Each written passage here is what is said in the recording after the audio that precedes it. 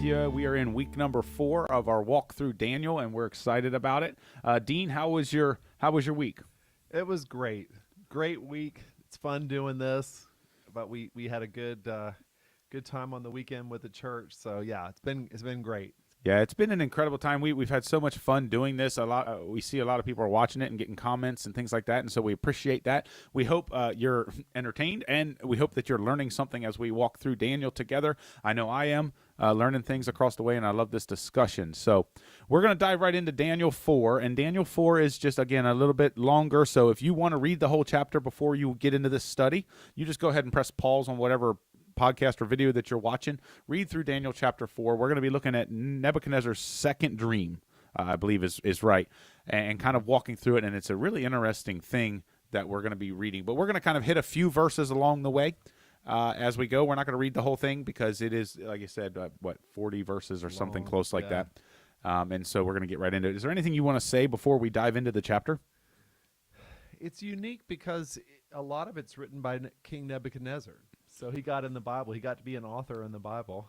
Yeah, Giving his God story. He's giving his testimony. It's really cool. It is Yeah. it is kind of his whole testimony Right. of the impact. And I was taken away when I just overarching thing of just the impact that apparently Daniel had Right. by being a constant, steady influence during the entire reign of Nebuchadnezzar. Because Daniel, again, we know he outlives and outlasts That's right. Nebuchadnezzar's reign. And so it's cool to see that Daniel and Shadrach, Meshach, and Abednego and all these guys had such an impact on Nebuchadnezzar that he has changed from who he was, which was incredibly prideful, arrogant, as most kings would have been in that time, especially one as big and as prosperous as Nebuchadnezzar, to a guy who it seems like he finally gets it. I agree. It's like his Daniel basically leads him to salvation, and he's changed. He's permanently changed, converted, whatever word we might use in the Old Testament to describe coming to faith, like a proselyte to the Judaistic faith. But Daniel, he stole Daniel away from his family, and then Daniel leads him to faith. Yeah, which is kind of weird. He had Yeah. like a come to Jesus moment, Yeah. kind of before Jesus. Like Right. it was one of those. That's right. those things. But it shows all the signs of it with the humility for the first time and all that. So, yeah, it's a great thing. Daniel is called in and ends up helping him through. But it took a year. It took a long time. It didn't just happen in one moment. Yeah, it took a lot, or actually it took 7 years, but it took a lot of pain. Yeah, this particular story is Right. 8 or 9 years because of what we see. But so to kind of give you the backstory, okay, setting this up, starting out in Daniel 4. Again, remember we ended Daniel 3 with the fiery furnace situation and all that kind of stuff, and Nebuchadnezzar going, hey, listen, don't mess with the god of Shadrach, Meshach, and Abednego. And so then we pick up in Daniel 4, and like I said, it is written by Nebuchadnezzar. Like it's kind of his insert into Daniel's book, which apparently shows that Daniel and Nebuchadnezzar must have had a pretty good relationship. Yeah. I would think that to do this, Daniel's impact on him, they developed a relationship over years. We read it 1, 2, 3, and 4, but there's like you said, there was 20 years Right. between chapter 2 and chapter 3. So this is a Right. lifetime thing.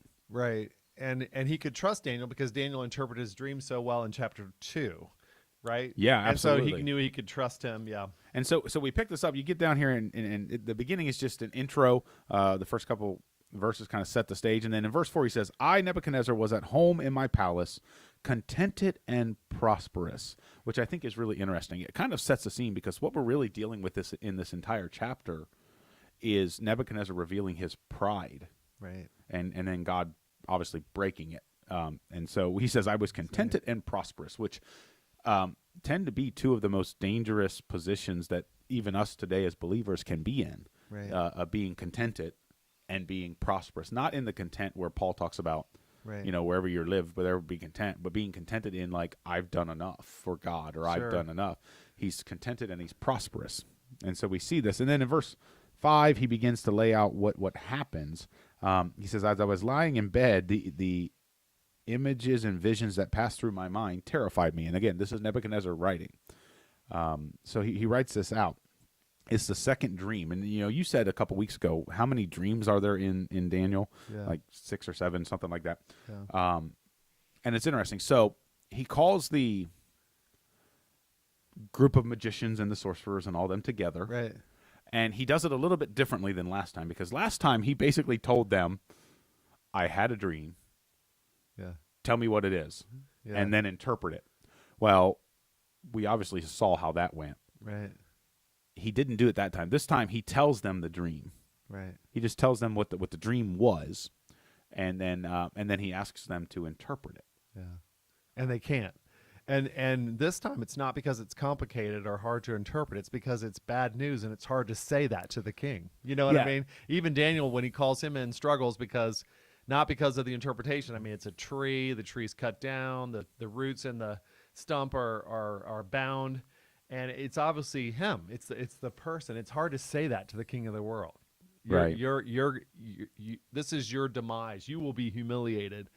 It's not because it was complicated or difficult to interpret. Yeah. Yeah. Do you think that, and we don't really know, but do you think that they did not know the interpretation of the dream, or that they did not want to say? They didn't want to say it.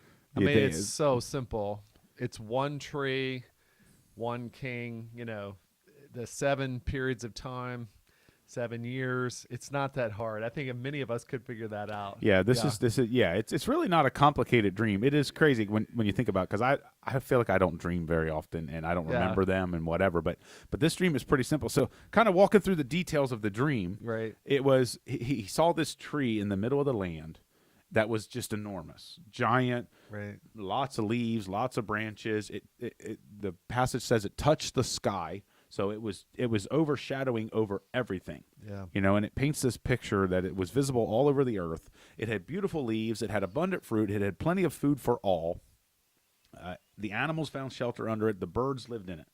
So it's setting up, and we know that was basically Nebuchadnezzar and his kingdom. Right. Is that this was the entire Babylonian kingdom was all-encompassing, and it was, in the world sense, just an incredible Right. kingdom. Right. And so that's the first part of the dream. And Nebuchadnezzar himself was probably one of the 5 or 6 most powerful world rulers ever. He built the Hanging Gardens, which is one of the 7 wonders of the world. His city of Babylon was his own personal residence. It's hard to fathom his power, his brilliance, his military prowess, all the things. If anybody would have reason to be proud or be a high achiever, it would be Nebuchadnezzar. It's hard for us to even imagine. The greatest human being ever, as far as fame, intellect, power, accomplishments, it would be Nebuchadnezzar. Yeah. So the glory of the tree represented him, and if there's anybody that could go, look at me, I deserve some respect, it would be Nebuchadnezzar. Yeah, he was the mighty redwood, like out in Right. California. He Right. was. I mean, it was Right. incredible. He wasn't, he was very well respected, and incredibly successful and incredibly Right. prosperous and all of these kinds of things. So the first part of the dream was not the disturbing part. It was, hey, look at you, and this is the pride of you, and man, Right. your shadow was cast all over the earth and all over the world. Right. And then Right. it says a holy messenger came down from heaven, which I think is really cool in his dream, that he noticed Right. where this messenger came from, Right. which just sets up the whole disturbing thing. And basically he It's says, another look, king, another ruler that shares his majesty. Yeah. yeah, which is so fascinating. And it says, hey, cut the tree down. We're gonna cut the tree off. We're gonna leave a stump. We're gonna trim off the branches. We're gonna strip the leaves. The animals are gonna scatter. The birds are gonna fly away. This is what's going to happen. Yeah. And then it says in verse 15, this is really cool. So you skip on down here through verse 15. It says, but let the stump and its roots, bound with iron and bronze, remain in the ground, in the grass of the field. So he says, look, we're going to cut you down, but we're going to leave the stump, which apparently is a huge significance in the dream. Right. I don't know. I just had this thought this morning when I was reading it again. The whole bronze and iron, does that tie into the statue? Like That the could. dream he had in chapter... I don't know. I think iron and bronze, those were kingdoms, and we trace those to the specific kingdoms. Iron would have been Rome, and bronze, I think, Medo Persia, if I'm remembering that right. But I think it was just to me, in judgment, it would be just wipe the tree out. That's what happens to most people. They're just humbled. But Nebuchadnezzar was preserved. He wasn't just humbled. He was given the gift of humility, which means he can have his life back with the proper perspective. You know what I mean? He was given a gift to still get all of his wealth back and his power and know where it comes from and be thankful for it and receive it as a gift. And so the significant thing is that stump was preserved, because this proud man is not just going to be judged like the next chapter with the handwriting on the wall, Belshazzar. He's done. That night, he's just killed. He's just, destroyed. And in judgment, most people will be humble, but only a few are given the gift of humility, which means I'm going to give you your life back, and with a whole new perspective that God is the source and there's a joyful reception of it as a gift. You know what I mean? That's the gift of humility. Yeah, it's absolutely incredible. Yeah. And so the second part of the dream was that. Right. Then it tells Nebuchadnezzar what's going to happen to him. Right. It says, hey, you're going to be drenched in dew. And it paints this picture of Nebuchadnezzar becoming a wild animal. Right. You're going to be drenched in dew. You're going to be alienated from your people. You're going to be living with the animals among the plants. You're going to be given the mind of an animal, right? And this is going to go on for 7 years, which is just incredible. That would scare me. I mean, let's just be honest. If you had that dream, that would be incredible, right? And then at the very end in verse 17, it kind of gives us the purpose. I mean, God is never one that necessarily shies away from it. And here's what he says in verse 17. He said, the decision is announced to the messengers by the holy ones declare the verdicts, so that the living may know, that's Nebuchadnezzar, that the Most High is sovereign over all kingdoms on earth and gives them to anyone he wishes and sets over them the lowliest of people. So that's how his dream ends. It's, hey, here's the reason I'm doing this. I'm doing this because I want you to understand you might be king, but I am King of Kings. Right. I am God. I am the one who gives and takes away. I am the one who blesses, right. Because this all started with Nebuchadnezzar. You're going to see how it starts. He makes this mistake about a year after this dream that just shows his arrogance and his pride. And I got a feeling if I had this kind of dream, I would be so careful and selective with my words. Right. He's disturbed by the dream. He's terrified because it obviously... He's got a deep sense that it has to do with his demise, right? So he's frightened by the dream. And then he calls Daniel in, and Daniel's spirit-filled and interprets it and has led him, has kind of been his pastor, the one who comes in and his human agent of God's word and God's spirit. And Daniel pleads with him in verse 27 to humble himself. It's like, you don't have to go through this. And the sermon can be enough. And we don't know. It doesn't say how Nebuchadnezzar responds to Daniel, but he probably said something like, good sermon, pastor, you know? Well, it's always interesting because it brings up that whole conversation of, can you change God's mind? Like that whole weird kind of thing of. But Daniel also, can you avoid the hard experience with all the scars, the irreversible scars, the waste, the pain, not just for you, but for your loved ones, when the sermon wasn't enough, when God's word and his warning isn't enough, and you have to. So I think his thing a year later was just that he kept being proud. He didn't stop. He didn't. And so a year, and sometimes we mistake God's patience that we think he's approving of our sin. He's not. He's giving us time to repent. So he gave Nebuchadnezzar another year. And Nebuchadnezzar stayed all, praise me, look at me, look at me. And the signs of pride are there, I, me, my, look at me, me. Instead of you and God and we, instead of team and others and God, it was me, look at me.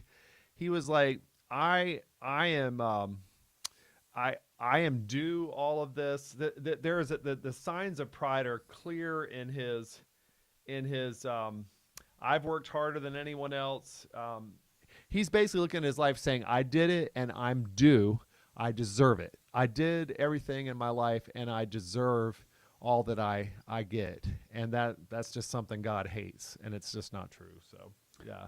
Yeah. So he has this dream, and then he brings in all the sorts of, and there's some interesting things in here that I thought was interesting is that he says, this is the dream in verse 18. He says, he brought in all the wise men and none of them can interpret to me. He says, then he brought Daniel. Right now. Which I think was an interesting thing because it was like, I'm going to give all these other guys a chance. Right. But when I know that they weren't going to be able to do it, I'm going to call for Daniel. Like That's Daniel. a good take. I like that take. I just thought it was interesting. I wonder why he doesn't just call Daniel. Yeah, like but, why not just cut out the middleman and be like, Yeah. hey Daniel, can you come? Especially after chapter 2 when Daniel was clearly the one who knew. Yeah. Yeah, it was interesting. And so then we get down in here, and it's interesting. So he tells the dream to Daniel, and in verse 19 it says, then Daniel, also called Belteshazzar, was greatly perplexed for a time, and his thoughts terrified him. And I love this because it shows the relationship between Daniel and Nebuchadnezzar. Yeah. So the king said, Belteshazzar, do not let the dream or its meaning alarm you. Yeah. And I love that. Okay, this is the king of the known world. Right. And he's looking at Daniel. He goes, Daniel, I have so much trust in you. Right. He goes, don't worry, which was a constant fear of all these guys because Sure. if you told the king something he didn't like, the king didn't have to like it. I mean, Especially he could you're just going to be insane. You're going to be an animal. You're gonna, right, yeah. like this whole interpretation of this dream is nuts. Oh, and yeah. so he goes, hey Daniel, it's okay. He goes, and Umbrella of maybe he's mercy. picked up Yeah. maybe he's picked up on this from the other dream in Daniel 2. He goes, I know this is not good, Yeah. so it's okay. Tell me what Exactly. it was. And so Daniel begins to Which lay was it, the truth. He wants the truth, and he knows the truth is Yeah. painful. Yeah. but I'm not sure he can handle the truth. Okay, well, we'll go. You That's what Daniel says. You can't can't handle the truth. Yeah. We should have a movie reference clicker. Exactly. Yeah. So Daniel lays it out. He goes, listen, the tree, that's you. That's your kingdom. He goes, man, that's it. He said, here's what's going to happen. And basically, we've kind of laid it out already. He goes, listen, you're going to be cut off. You're going to be removed from your people for a period of 7 years.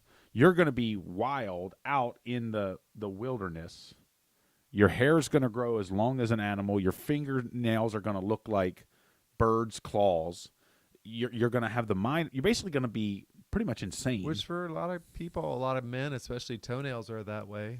Oh, absolutely. It's horrible. My son, it just tears through his socks. It's awful. We digress. So he lays this out and tells Nebuchadnezzar, look, this is it. And then I love what you said. Daniel goes, but it doesn't have to be that way. Right. God's Yeah. giving you time Right. to And don't mistake that patience that for his approval of your sin. when I think about Yeah. what the Bible says, it's not that the Lord is slow to act. Right. It's that he is waiting for Yeah, he's long all, suffering, he's forbearing, letting yeah. all to come to repentance, which I think is amazing. Right. And so you continue through this story. So Nebuchadnezzar has a dream. Daniel interprets the dream for him. He's bothered by it, all that kind of stuff. You get down to verse 28. It says 12 months later. So like if it was a TV Right. show, it'd be like 12 Right. months later. 12 months have passed. Listen to this. 12 months later. This is fascinating. Here's what happens. It says, all this happened to Nebuchadnezzar. 12 months later, as the king was walking on the roof of the royal palace of Babylon, he said, now remember, he's being cut off because of his pride, so that he'll know that God is God and gives and takes away. Is not this the great Babylon I have built as the royal residence by my mighty power and for the glory of my majesty? How arrogant. Yeah. Understandably, because he did build it. Right. But how arrogant is this, man? And again, that's a shot. I have to remind myself that I can be just as arrogant in various things. And then verse 31 says, even as the words were on his lips, a voice came down from heaven. And so it was 12 months later. He goes, look at what all I've built. I just picture him standing on the top of his palace, Right. looking out over this city and just going, look at this. Yeah. I am the man. I built this. I did this. It was my might. It was my leadership. It was my structure. I did this. And then he gets that holy tap on the shoulder. Yeah. Listen. Here's what's going to happen. And so in that moment, his kingdom is stripped away from him. His family is stripped away. All of these things. He is basically alienated from his people. He is kind of taken out. And all of this is rooted in pride. So for us, the lesson to take away from this is always check your pride. It's, again, Proverbs 6, it's one of the 7 things that God hates. Right. Haughty eyes, prideful eyes, and that's Right. exactly what Nebuchadnezzar dealt with. And so for 7 years, he is like a wild animal out in the wilderness. Which wasn't something God arbitrarily did to him. It's what pride does to all of us. It dehumanizes us. Pride makes us like an animal. Takes away our compassion because we don't care about other people, just ourselves. So we don't have sensitivity and compassion for others. Takes away our joy because if we get something, we say, well, I deserve it. It's about time, Or if we don't get something, we're like, oh, woe is me. I'm not getting what I deserve. And pride takes away our joy, takes away our compassion. So many things. It isolates us because it's just your life's like this little 1-bedroom apartment versus this mansion of God and other people and the great adventure. It's this little wrapped up package in yourself. And so it's not just arbitrary. Pride makes us all like there's a Nebuchadnezzar in all of us, and there's a beast in the field. We are not in our right mind. We are not accomplishing or experiencing all that God has for us when we're stuck on ourselves. Pride is all you got, all your time, energy is spent on you. You have nothing left for others and for God. And so that's a very small package, or you might say it's just not human. It's not the human potential. So, yeah. I love that there's a Nebuchadnezzar in all of us. Right. And I love the idea of just pointing out that he was the physical embodiment of all the things that pride can cause in us, alienation, animalistic tendencies where you're just ravished for something and you just cling to it without regard for any other person or being or whatever, And also how quickly God can take everything away. He's saying in pride says, I did it myself. God says, no. Humility says, I gave you everything. Well, I worked really hard. With what? With the brain that I gave you, with the talent I gave, the opportunities, the people around you, the early childhood experiences that are so formative, all that stuff. You didn't choose your race. You didn't choose your birthplace. You didn't choose the time in history when you came in. We could have been born in the 14th century during the bubonic plague. We didn't choose to come and be born in the U.S., and have the opportunities that we have. And so God just in that moment, I like to think he stepped on his mental air hose, and just said, well, I give you even your brilliant mind, so I'll take that away. Check. I'll take this. I'll take this. Now, where are you, Nebuchadnezzar? All the things you have are a gift. And so a humble person, instead of, saying I deserve it and I did it for myself, a humble person is just surprised at all the goodness of God. They're like, well, look at that. I can't believe God did this. Oh my gosh, he provided that. I don't deserve any of this, and I'm not doing it. God is obviously giving it, and I'm not taking it for granted. All the things I have come from God. Nebuchadnezzar didn't realize that, so God has to take him through this very painful experience where he takes it all away, and then he's going to give it back. It's like, oh, I wonder how long. I wonder how bad Nebuchadnezzar was. I wonder how proud he was. 7 years. Yeah. Till it sunk in. And that's me. That's you. Especially you. Hey, easy. All right. We got it bad. We can't. A sermon's not enough. Not only that, not even a day or a year is enough. Nebuchadnezzar. But he was a hugely accomplished guy, and he had pride pretty serious. And so God had to put him in the field for 7 years before he would finally look up on that day, drenched with the dew of heaven, and look up and realize, oh, I got all this from God. And now God says, I'll give it all back to you in humility, and you'll receive it joyfully, and you'll be thankful, and you'll know that it's me, and you won't be stuck on yourself anymore. That's a huge gift. If God could give it to Nebuchadnezzar, he could give it to you, he could give it to me, he can give it to anybody. And he does it. Every time somebody becomes a Christian, they go through this same process. Yeah, it's fascinating. We've stumbled upon a whole sermon series, by the way, simply entitled When the Sermon Isn't Enough. Where we look through all of these kind of stories in the Bible, which would be incredible. Right. But we can go talk about that later. But yeah, no, it's awesome. I love the idea of this whole thing of pride. It's, so often we say it's because of us. Right. And, the person who has understood their role it kind of becomes, instead of because of us, it's in spite of us. Exactly. This is what God has done. I'm doing better than most people because I'm smart, because I work hard, and because I'm moral. Like I'm really moral. That is pride. Yeah. It's like, are you kidding me? And plus, the other thing is, have you ever noticed, Scott, generous people that have a lot of money or whatever, the gift of giving, one of the things that irritates them the most is when people expect those gifts, you know, and they're not appreciative, and they're not like surprised and going, oh, thank you. No, they start to go, hey, you didn't give it to me again. You haven't been giving me much. And they start to expect.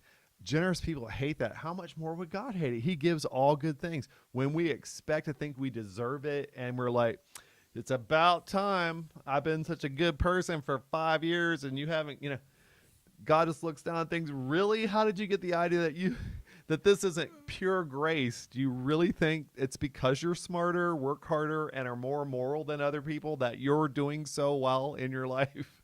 And keep in mind, being moral is not a bad thing. Working hard is not a bad. We should all do those things. But when you put your onus, what your life has accomplished in those things instead of in the basket of God, instead of grace. Yeah, and then you're like, look, this is what God's allowing me to do, man. Right. It's I work hard so I can get these things. No, I work hard because of what God's done for me, and it's a subtle difference. It's a response of working hard, it's not a deserving thing. not a deserving. Yeah. I work hard, I should play. There's a lot of people that work really, really hard in this world, but never seem to get ahead. That's exactly and right. there's Better people. Yeah. Better people than smarter and more moral people than me are not doing as well, Yeah. And so people ask, my dad used to always say this, he asked me, how you doing? How you doing? He said, better than a sinner like me deserves. That was his answer all the time. And it was funny, but it was also true. He believed that. If you ask, how you doing? Whole lot better than a sinner like me deserves. And he knew it. He knew it. Yeah, it can be very cliche, but I mean, at the same time, it's so true. It's true. Look, to be blessed, and we can all count our blessings and things like that. But Nebuchadnezzar is learning this by literally firsthand, I guess we could say. So this is what happens. So he gets basically just thrown out of the kingdom. The kingdom gets divided up and all this kind of stuff. And then I love this because you hit on it a little earlier, and I want to make sure I hit this. Look at this. It says, at the end of that time, 7 years, I, Nebuchadnezzar, raised my eyes toward heaven, and my sanity was restored. So this is Nebuchadnezzar writing. He goes, look, after that 7 years, it took 7 years to break me. 7 years in the wilderness. Listen, if I had to use a bathroom outside for like a week, I'd be good. I don't want God to test me, so I'm going to be very careful. But he says, I raised my eyes toward heaven. And that phrase, man, that's just that's a song phrase. We sing it. And I raised my eyes towards heaven, and that's all it took. Yeah. It wasn't a big, long, I have to apologize to God, or I have to make things right, or I have to do. No, it was, I finally raised my eyes towards heaven. Yeah, that's powerful. So many smart, capable people. Don't be intimidated by folks who shake their fist to God and are so intimidating, because Nebuchadnezzar couldn't have been any more intimidating than, look how God is able to humble. We can't humble people who are atheists, who are mocking God, and they're very smart and accomplished and talented, but God can, and he will. And so there comes that time where somebody finally looks to heaven, no matter how gifted or proud or smart or opposed to God they are changed. God can change. He can convert the most unlikely person. Isn't that cool? Yeah. Many of us have those stories in our life. Many of you that are going to watching or listening to this podcast, we'd love to hear those stories, because those stories energize other believers. They do. And there are many. There are millions of those stories. People who everybody would have counted off as lost. Right. They probably wrote Nebuchadnezzar off at this point. And it says, I lift my eyes to the heavens. Yeah. And then he begins to be restored. He says, then I praised him, I honored and glorified him who lives forever. And all of a sudden he goes, at the same time, go down to verse 36, at the same time my sanity was restored, my honor and splendor returned to me for the glory of my kingdom. Right. My advisors and nobles sought me out, and I was restored to the throne, right, and became even greater than before. And then you go down here, the very last line of Daniel chapter 4 is amazing, okay? Absolutely amazing. This is Nebuchadnezzar writing this. And those who walk in pride, he is able to humble. That's how chapter 4 ends. Nebuchadnezzar has grasped this lesson, that those who walk in pride, listen, we're all going to have prideful moments. Yeah. That's not what this is talking about. He's talking about, my whole life was prideful. Right. Everything about me was full of arrogance and whatever. He goes, and those who walk in pride, he is able to humble.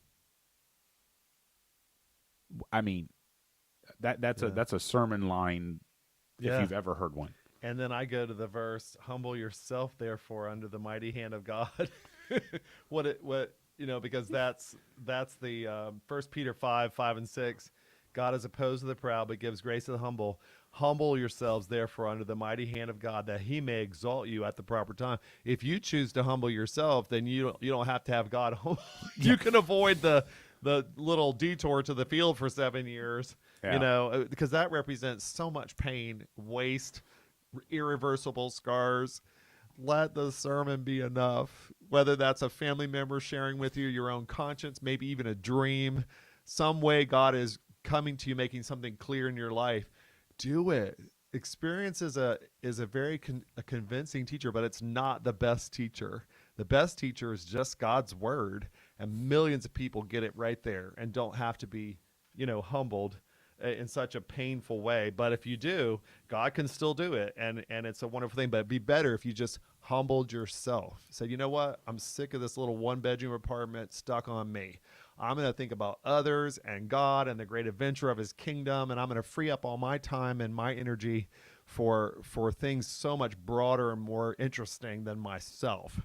God, I just choose to focus on you and other people and your kingdom. Yeah. Yeah, so I love it. The end result is God will humble you. Right. We have a little bit of say in how that plays out. Right. In our lives. We can do it ourselves. We can take the steps to make sure we are humble before God. So as we wrap this up, let me just challenge you guys. Always make sure we're checking ourselves. I mean, for me, for Dean, for you, for whoever's watching, listening, check yourself. Are you having prideful moments? And are they happening more and more? Because if they are, that's leading to a issue that God is going to, at some point, address in your life if you're trying to walk with him. And he has the ability to humble you. And I can tell you right now, in all the different moments of my life, I want to humble myself instead of the embarrassment, the pain, the heartache of God humbling me. Right. And so Nebuchadnezzar grasped this lesson, but it took 7 years. Yeah. And even more than that, the 7 years was just kind of the punishment for it. And so that's kind of where we wrap up with this, and Daniel lays it out for him and tells him this whole story, and Nebuchadnezzar goes through it, and then he comes back, and we see really the regeneration and the restoration of Nebuchadnezzar. Yeah, it's a wonderful story. And it happens every time that someone becomes a Christian. Pride gets in the way. It's like, I'm not a sinner. I'm not as bad as some of the other people. There's really a hell. I don't think so. Who says that? And then I'm not going to receive a gift that obligates me to serve someone. And the gospel, people miss heaven and go to hell because of their pride, or they're humbled and they accept the Bible and the message of salvation for which Jesus died, and the one who made us and preserved his word throughout history. That's humble yourself and receive that good news that yes, you are a sinner. You did need Christ to die for you. You receive that gift of forgiveness. You'll go to heaven when you die. That's a humbling thing to experience. But if you can humble yourself, it's such good news. You receive so much grace and blessing. So then it just starts a life of grace, a life of humility. And maybe God will give you that gift, not just humbling you through judgment, but actually giving you the gift of humility, a thankful, joyful, surprised life by the goodness of God that we do not deserve. That's humility. Yeah, I'm really the most humble person I know. I'm pretty proud of that. No, I'm just totally pray messing. for Okay. me. This is the thing Hey, that I'm dealing with. Here we are. We've wrapped up Daniel chapter 4. This was great. Hopefully you gathered something from it, or you were challenged, or maybe God spoke to you in an amazing way. We'd love to hear it. Our email addresses are going to be here on the screen. Shoot us an email, let us know. But for that, we'll see you next week. Continue to go out and be the message. Have a great week, everybody. Have a good week.